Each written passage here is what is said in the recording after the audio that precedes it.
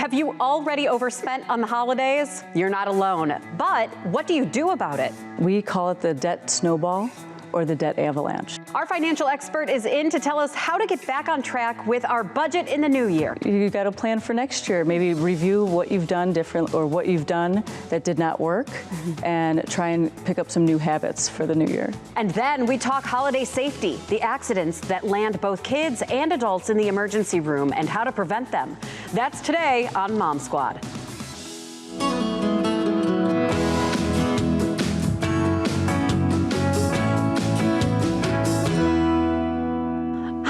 I'm Maureen Kyle. Thanks for tuning into Mom Squad. It is crunch time when it comes to holiday shopping. And I don't know about you, but my credit cards are getting quite the workout. It's the time of year that we always promise that we're going to budget for, but either we forget or those ads and the sales get the better of us. Don't feel bad, though. Think about it this way. The National Retail Federation says the average American will spend $902 this holiday season. For many people, that's close to their weekly salary.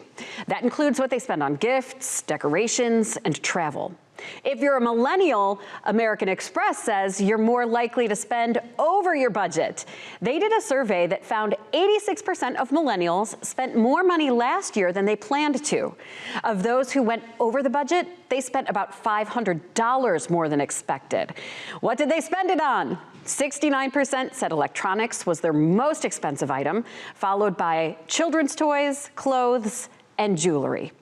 If you've already blown your budget, there are some good ways to approach the debt. And there's no better time than the present to start better financial habits. Teresa Barger is a community relations manager for JP Morgan Chase. Her job is to help people budget and spend smarter. So this time of year, a lot of people are looking at their bank accounts or those credit card statements and feeling like, oh, I might have gone a little bit overboard. What recommendation do you have for anybody who's feeling that way right now? Since the holidays are a stressful time for a lot of people, it's better to have a plan. So thinking about having a plan for next year, if they don't already for this year, because of course it's getting closer, but having that plan at least helps them be better prepared, I would say, for the next year. So then, at what point, or how do you look at, let me ask you this way, because I feel like I do put away in savings, but you just never know that moving target, you know, or if an emergency comes up in the fall or whatever. What do you think is a good way to approach knowing how much you're going to spend, being realistic about how much you're going to spend, then budgeting throughout the year? Yes, so making sure you have a savings, a holiday savings account. We talk a lot about this in our workshops. Just making sure you have a set of, say you're not gonna touch that account. It's just for the holidays, for when this time comes around. So it doesn't matter what you put, whatever you can put in the account, it's better than nothing. It will add up and you'll be grateful that you did that. So having that savings there and not touching it and making that commitment to not touch it until the holidays come, I think is very helpful. And then if things change or you get certain bills, of course, you want to make sure you have enough money to pay your bills as well. That's another reason why it's so important to have a different savings for these kind of expenses. So it shouldn't just be when you're looking at your accounts, there should be separate ones. Should we be looking at our credit card statements this year going, okay, I forgot, because I feel like I'll forget about, oh, I spend X amount on holiday cards or stamps. Is it good to take sort of an inventory of what we spent and how we spent this year as homework to prepare for future budgets? Absolutely. So making sure that, every year's different for a lot of people, but writing down a list of all the expenses that you know you're going to spend anyway. And if you've already done it, like you said, on the credit cards, then seeing how much you spent if you're within your limit of your budget. So having a budget is extremely helpful to make sure that you're staying within your means and you're not overspending and you have more control of your spending during the holidays. I feel like you always have such great advice about budgeting. And most people out there cringe internally when they hear budgets. It's not everybody's favorite thing to do. How do you recommend making it something that's more enjoyable or at least something that people can wrap their minds around? I think that if you have an actual tool that you're using, so I know for Chase we have a lot of just resources that you can use, so a budgeting worksheet. So, and people go online, they find them themselves by Googling budget worksheet if you don't know where to start. That's a great place because of course, you're tracking all of your expenses. And if you don't have a budget now, I do recommend it because it does help month to month to make sure you're not overspending throughout the year. But that's just something that I always recommend. Start a budget. If you haven't already, let's review it, what you did last year, and see what changes you need to make for next year. All right, we're gonna get to how we can set ourselves up in the new year, but let's go back to holiday spending, only because that's the moment I feel like we're all in. Yes. And so, is there a smart approach to, let's say there is one credit card or two credit cards that you have a bigger balance than you expected. What is the best way to go about paying that off? So there's different ways to do it. I actually talk about this with some of our workshops as well. We call it the debt snowball or the debt avalanche. So are you paying it down by smaller balances and getting those quick wins so it's one after another, and then you're used to paying that amount anyway for that month. So then once that card's paid off, you of course allocate that to the next card and keep it going? Or do you look and you really write down all of the credit cards you have out there, what the interest rates are, and start paying off the higher interest rate because you know that's more money out of your pocket, and then of course keep it going. So once that one's paid off, then you go to the next one that's the highest interest rate, and until you are completely done. Okay, so then January. Let's just talk about the month of January, because we're all trying to now all of a sudden budget. But then a lot of things go on sale. You know what I mean? Like you're always looking for, well, you should buy this when it's on sale. And then there's the after holiday sales. I think people fall they fall into this trap of, well, I'm gonna buy this now because I'm seeing 70% off. And then you're just adding to the debt, or you're adding to the avalanche and snowball. So what's your recommendation to anyone who has that emotional tie to, like, oh, I should buy this when it's the cheapest? Of course, we love a good deal. Everyone loves a good deal. Yeah. So making sure that you have it within your budget though. So did I go already over my budget? By making that holiday expense list of everyone you had to buy for, maybe some people you weren't seeing till later, which we do have some holiday parties that are after Christmas. So you know what, I could wait to buy that present, and guess what, it's 70% off like you said, so I saved a little bit of money. But just be sure that you have it in your budget, I would say, before you go out and spend, because those deals, I mean, they are great, but if you don't have extra money to do that, you can't. You got to plan for next year. Maybe review what you've done different, or what you've done that did not work, and try and pick up some new habits for the new year. And you have a lot of workshops for people who need a little help in figuring this out. What do you think are the biggest questions that you get this time of year during the holidays? Like, what are people's biggest concerns? Really staying within the budget, making sure they have enough money, and also they want to buy for everybody. I say, you know what, talk to your friends and family and see if you can do maybe a gift exchange. So you're buying one present for, say, I know that we do this in my family, so all the little cousins, because I have several nieces and nephews and 3 daughters myself, they get to pick a name out of a hat, so they figure out, okay, I get to buy for this person, it's Secret Santa. We do the same with the adults in our family. You're only buying one gift, not for everybody. So different ways to cut back.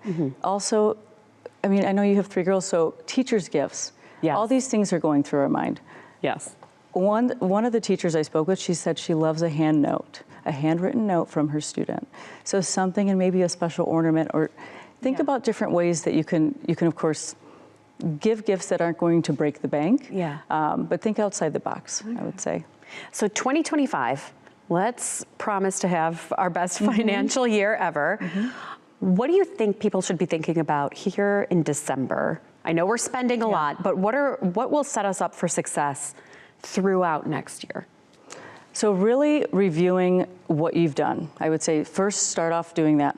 Review what you've done, see where you need to make some changes, write down your goals. So we talk about goals a lot, and figuring out what motivates you, what drives you. We say figure out what your why is. What values do you hold? Because everybody's going to be different. Why do you want to hit that goal in the new year? Who's going to benefit? What do you want your money to do for you? If you keep that in mind, this way, okay, I really want to attain this, you'll have at least a plan going forward. So taking that time, because a lot of people are like, I don't have time. Well, the time we take scrolling on social media, we probably could take a few minutes to review our finances and actually make a plan for next year to just put you in a better position for 2025.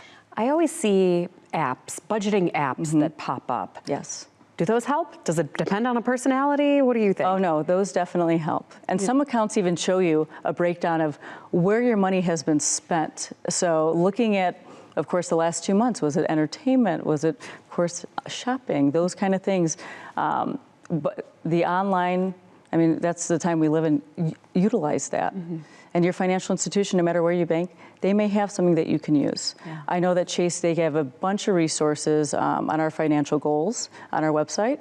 I always say, look at that, even if you don't bank with us, because anybody can use those worksheets, the articles, just a lot of information that's good that can resonate with someone that may be going through a tough time. And how do I get myself out of that? Yeah, that's great. That's provided for free.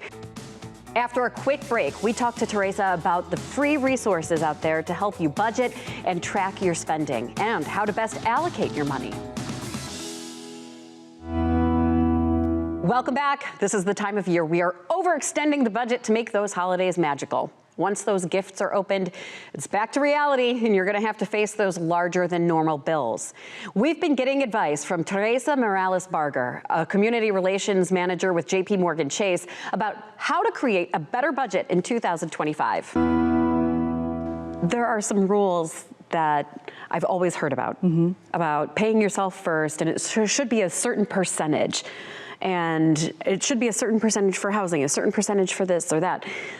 Do those still hold true, or are those flexible now? Tell me about like how we should be paying ourselves first and what we should be spending. So minimum, I say 10%. Pay yourself at least 10% if you can. 20% would be great, because these are things that you are putting away for either an emergency fund, or a trip or holiday spending. So that holiday spending savings account.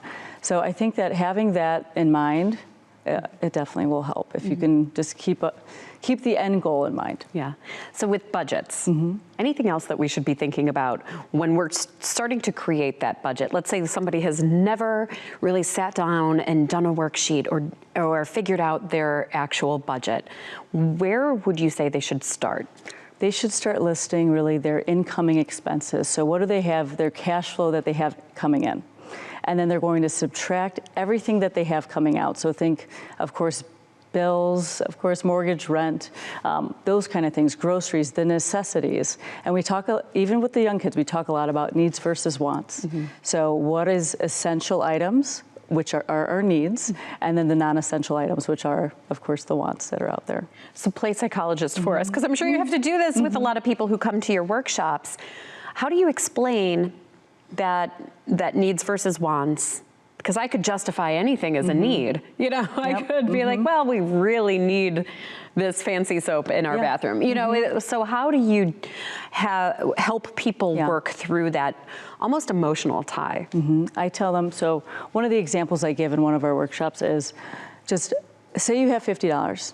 Would you rather go out to eat at a nice restaurant and spend it on yourself so you don't have to cook, or would you rather go to the grocery store and get, say, what you need for the week? Maybe a few items that, of course, you know that you can make multiple meals with. Which one's going to take you further? So really think about it. And when they think about it, like, yeah, I think I'd rather go to the grocery store. So they could get many more items than going to the restaurant. I think a lot of people also get caught up in not being honest with other people about their finances. Do you have any recommendations for people who are going to try and cut down on spending? Like when friends say, hey, let's go out, or let's go do this, or let's take this trip together. Absolutely. How do you have that conversation? Absolutely. So just letting them know, you know what, I have certain things that I need to take care of. So I do want to hang out. Like I would love to do something. I can't do that right at this moment or this time. Let's plan for maybe next year. Or let's think of other things that we can do that aren't going to cost as much. So we say instead of going out to lunch, say you go out to lunch every week, It's very easy with coworkers, of course, but let's go somewhere nice. Let's go to the park. Let's go to the beach. We could sit there, of course. Let's pack. Everyone bring something. People are surrounded by great parks. Like, let's meet there. Yeah. So you could still hang out. You're just not spending a ton of money. Yeah. Years ago, I would always see articles and I would see memes pop up of, you're spending $5 every day on a specialty coffee. If you took that $5 and you saved it, you put it into savings, you would have X amount of money. But I mean, everybody's heard that by now. Is there another sneaky way that we are spending? Like, is it the streaming apps? Like, what's that new coffee item? That's a great question, because I was looking at subscriptions. How many of us are paying subscriptions that we might not even realize that, oh, I forgot I did that trial and I forgot to cancel. So looking at that, like making sure that you're only utilizing the things that you're actually using. So subscriptions is a great place to look at. And of course, making your coffee before you leave the house. I drink tea, so I always have my tea bags with me at all times. But these are things that you can do at home. Great. Any other advice as we head into the new year about what we should be thinking about to save money and have just a healthier financial life? I would say sit down, take the time. So if you're not budgeting now, take the time to do it. It's worth it. It's definitely worth it. Just making sure that you have everything in line. You'll put more towards savings, more towards investing for yourself and those long-term goals. I think it's just worth it to look into what's out there, because there are tools that can help you that many people just don't know about. So use your resources. Go to the professionals. Like, we go to a doctor. If you want to get better at managing your money, talk to your banker. Attend a workshop. Do things like that. So you said Chase has free workshops online. All over the country. So where would somebody go? And if somebody's been listening and they want to find that free worksheet, where would they go? So you can call a local branch, find out who their community manager is, like myself, and they will tell you what they have them every month. We have 2 in branch. Sometimes they're hybrid, sometimes they're on Zoom, and we work with a lot of organizations that also make them public. So any of the branches know who their community manager is, and we're growing, so this is great, because we will be in 48 states. Oh my gosh, amazing. Yes, and it's just, we're a wealth of knowledge, so definitely use us and the resources that Chase has out there. Amazing. In some ways, it's not too late if you've already gone overboard on spending. You can still return items. And keep in mind, retailers are usually more generous with holiday returns since they push the shopping season earlier and earlier. First, double check the return policy on the receipt, because every retailer is different. But according to the publication Kiplinger, most major retailers are extending their window until January 31st. They say Costco and Bath & Body Works actually have the best return policies. Target comes in a close third. And ranked worst, Nordstrom. Obviously, anything personalized can't be returned, or anything that was marked final sale. Before we go, safety is a big issue this time of year. Between winter activities, holiday decorations, even choking hazards. We hear from doctors about what to watch for this holiday season. This time of year, people take extra precautions to stay healthy, like washing their hands so they don't catch germs, or getting a flu shot before big gatherings. But there are other ways that you need to protect your family. This is also a season where visits to the emergency room can increase. Amy Lutz from our Harrisburg station has more. As the holiday season kicks into high gear, safety experts are reminding families to stay vigilant about common hazards that could turn your celebration into an emergency. We see a lot of falls, especially because we see children who are falling over things that we don't normally have there, like lights or tinsel or things that are on the floor. In fact, Dr. Rebecca Smith with UPMC Children's Harrisburg says falls are the #1 thing they see in the emergency room over the holidays, some of them from cold weather sports. And wearing helmets is really important. I take my kids skiing and they wear helmets when they go, as do I when I go skiing as well. And I'm a pretty good skier, but what you can't count on is that everybody is a pretty good skier. And so even if you're a really good skier, there may be others, especially during the holiday times when the slopes are really busy that may run into you and you may have a fall. Number 2 on the list, choking and unintentional ingestions. One of the common reasons is because we tend to have foods available that aren't usually there all the time. And I think about going to my grandma's house when I was a little kid, and she had a little bowl full of nuts. Well, nuts in particular, popcorn is another one. They can be a real choking hazard for little kids. And because holidays have a lot of activity and there's a lot of busyness, it's not unheard of for that little toddler to crawl up on the table and to get something without a parent's permission. And Dr. Smith says there's even an easy way to check to make sure something is safe. It's totally natural for toddlers to want to put everything in their mouth. And if you want to test if something is a choking hazard, the easiest thing to use is an empty toilet paper roll. If the item can go through the toilet paper roll easily, it is a choking hazard. Taking these small steps can make a big difference and let you enjoy your family time without any emergency interruptions. As we wind down the year, I want to remind you that you can find all of our Mom Squad episodes on your streaming app or on the Mom Squad YouTube page. Thank you for joining me today. You can also find us on the Mom Squad with Maureen Kyle Facebook page and on Instagram at Mom Squad Show. We'll see you back here next week for another episode of Mom Squad.